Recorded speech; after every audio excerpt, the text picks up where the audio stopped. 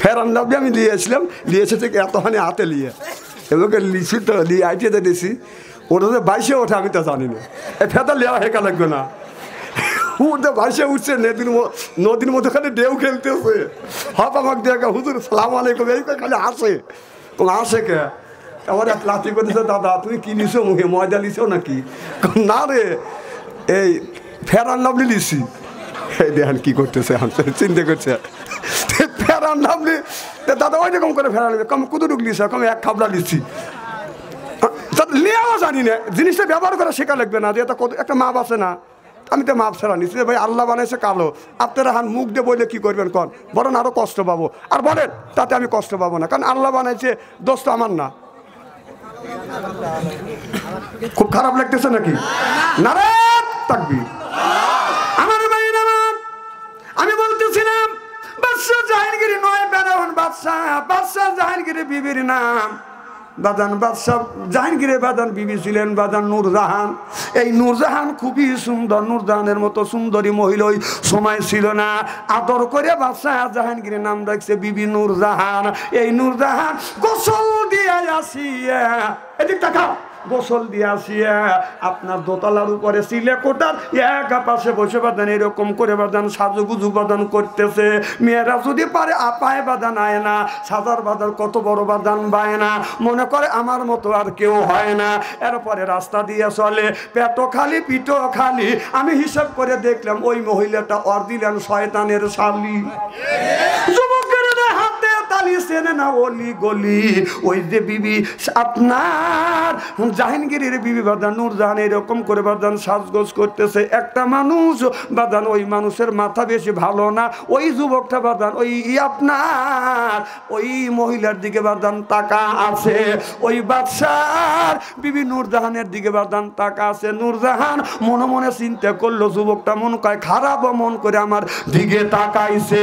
এবার নূরজাহানের কাছে বাদান ওই জামানার যে পিস্তল ছিল বাদান, তীর ধনুক ছিল, তীর ধনুক বাদান মারছে, তিনি তীর চালাতে পারছে, ধনুক চালাতে পারছে, তীর মারছে, ওই লোকটা বাদান মারা গেছে। নিহত ব্যক্তির স্বজনেরা কে মারছে জানে না, নিহত ব্যক্তির স্বজনেরা আইসা বলতেছে বাচ্চা জাহাঙ্গীর তোমার বাড়ির পাশ দিয়ে আমার এই বাই যাইতেছিল, কে যেন গুলি করে মারছে, তীর দিয়ে হত্যা করছে, আমরা বিচার চাই, আপনি বিচার দেন।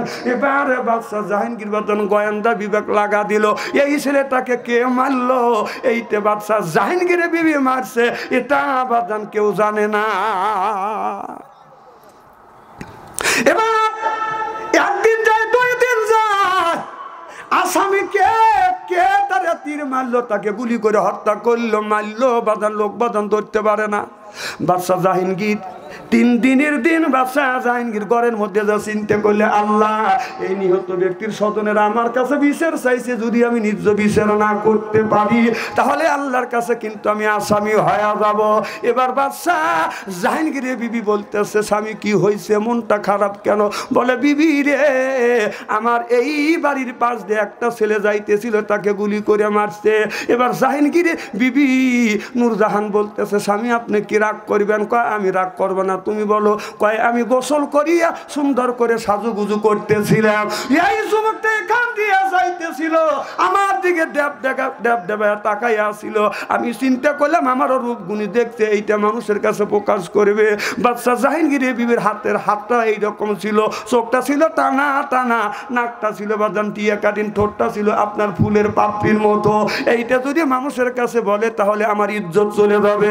স্বামী আমার ইজ্জত বাঁচানোর জন্য আমি এই ছেলেটাকে আমি গুলি করে মারছি, তীর মারছি, এই ছেলেটা মারা গেছে।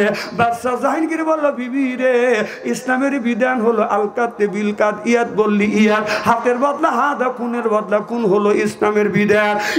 বিবি তুমি দে এই ছেলেটাকে মারলে আমি কিন্তু তোমাকে ফাঁসি কাস্তে ঝুলাব। বাদশা জাহাঙ্গীর রাজা দরবারের মধ্যে বলে দিল যে এই নিহত ব্যক্তির স্বজনদের ডেকে এনে বলল, আমার বিবি আপনার ভাইকে মেরে ফেলছে, আমি আর নিজ বিচার করে দিব। এবার 7 দিনের পরে আমি নিজ বিচার করবো, আমার বিবির ফাঁসি হবে। এবার 7 দিনের মধ্যে বাদান 4 দিন বাদান চলে গেল। বাদশা মনে মনে চিন্তা করতেছে, আমার বিবি নূরজাহান সুন্দরী মহিলা, এর সাথে দীর্ঘদিন আমি ঘর সংসার করলাম, আমার বিবি একটা ভুল করে ফেলছে, আর কেমন করে আমার বিবিকে আমি ফাঁসি কাস্তে ঝুলাবো। আর বিবি নূরজাহান মনে মনে চিন্তা করতেছে, আল্লাহ আমার তো দুনিয়ার জীবন নিলে একদিন বাচ্চা জাহাঙ্গীরের বিবি বলতেছে, স্বামীরে আর 2 দিন পরে তো আমার ফাঁসি হয়ে যাবে, আপনি দুনিয়ার থেকে বিদায় করে দিবেন, আমি যদি ভুল করে থাকি মেহেরবানি করে আপনি আমাকে মাফ করে দেন। বাচ্চা জাহাঙ্গীর কথা বলতে পারে না, বুকটা বাদান ফেটে যাচ্ছে, বড় বিবি রে আমি তোমাকে মাফ করে দিলাম, কেন তুমি এই কাজ করলে? এবার বিবি স্বামীর হাত ধরে বলে, স্বামী রে আমি তো ভুল করে ফেলেছি, আমি বাঁচতে চাই, আমি আপনার খেদমত করতে চাই, আমার বাকি জীবনটা আপনার পাশে আমি কাটাইতে চাই।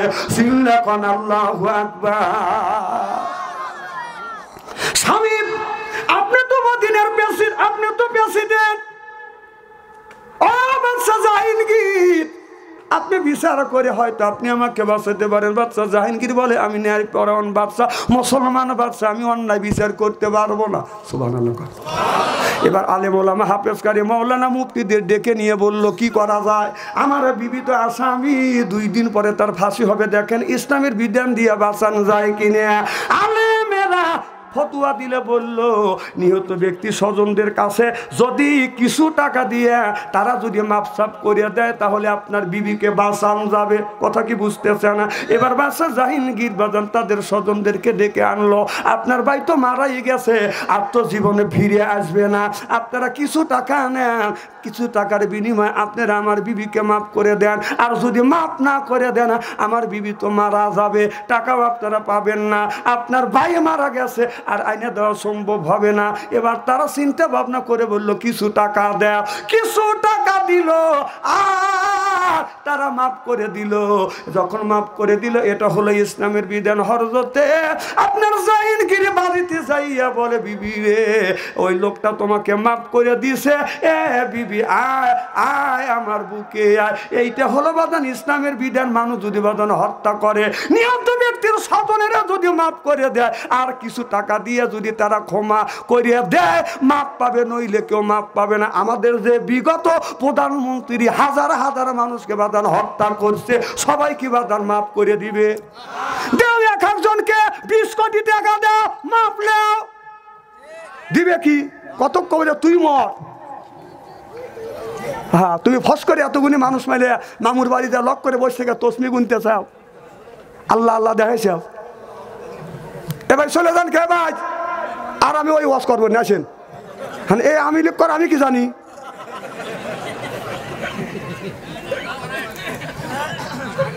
আমার ওয়াজ শুনে চলে দেবে, বুঝতে হবে যে ওই দলের লোক। 16টা বছর আমাদের ওয়াজ করবে দেয় নাই, জানেন?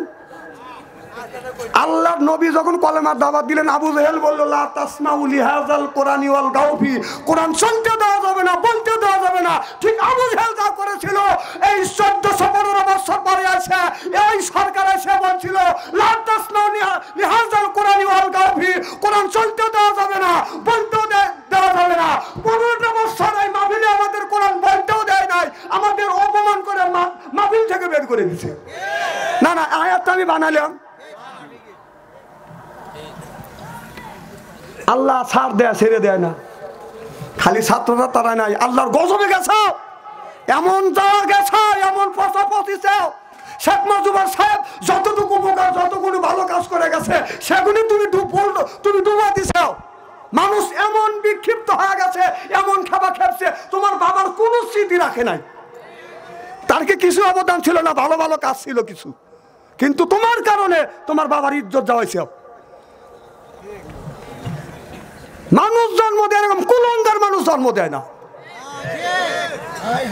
তার তো দোষ না। বঙ্গবন্ধু শেখ মুজিবের দোষ না, এই মহিলার দোষ। মহিলা জীবন বড় ক্ষমতায় থাকতে চাইছিল, তোর বাপের দেশ।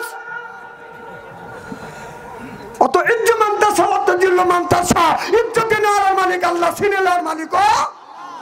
ব্যাপজিদি করছে করতে এমন ব্যাপজিদি হয়েছে, তোমার শরীরের পোশাক সব মানুষের কাছে দেখাইছি। মানুষের হাসে যে আমাদের লজ্জা লাগছে যে 2 বারের প্রধানমন্ত্রী এগুলি তো জোর করে আসিল। কথা কি বুঝতেছেন? এগুনি আমি ধরি না, 2 বার তো সে নির্বাচিত ছিল, তার একটা ইজ্জত আছে না, সেগুনি তুলে দিলে মানুষকে দেখাচ্ছে আপনারা হাসিছেন, আমাদের ব্যথা লাগছে। এগুলি করছে তার কারণে। এখন বঙ্গবন্ধুর সেই 32 নম্বর ধানবন্দি 32 নম্বর ভাঙছে, উনি নেহা নেহা করে কাঁদতেছে। এখন তুমি কাঁদতেছ, আবু সাহিদের বুকে গুলি চালাইছ, তখন তো তোমার চোখে পানি দেখি নাই। ছাত্রদেরকে গুলি করে মারছ, তখন তো তোমাদের চোখে পানি দেখি নাই। সাবধান চত্বরে হেফাজতের মাওলানাদেরকে গুলি করে মারছ, তখন তো তোমার চোখে পানি দেখি নাই। পিডিআরদেরকে গুলি করে মারছ, তখন তো তোমাকে কান্দা দেখি নাই। চরকন ঠিক কিনা? এখন কাঁদতেছ, অভিনয় করতেছ। দেখেন বড় বড় চোখ করে টাকা রয়েছে। আহা, অভিনয় করছে, ধরা পড়ে গেছে। ফেটা বাঁধিছে কপালে, ফেটা বাঁধিছে, যে ভালো হয়ে গেছে।